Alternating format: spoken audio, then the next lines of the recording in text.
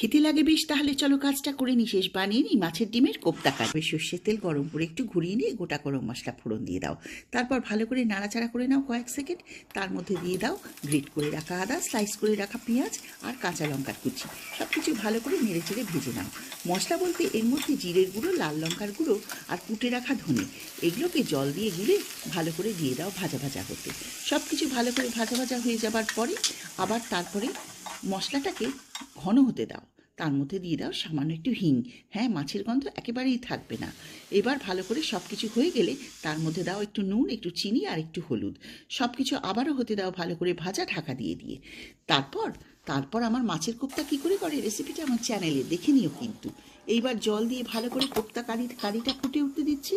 যেই কারিটা ফুটে উঠবে ছেড়ে দাও কটা চিড়ে রাখা কাঁচা লঙ্কা আর মাছের ডিমের কোপ্তাগুলো এর মধ্যে ছেড়ে দাও। ব্যাস, ঝোল ঘন হয়ে ফুটে উঠলেই হয়ে গেল মাছের ডিমের কোপ্তা।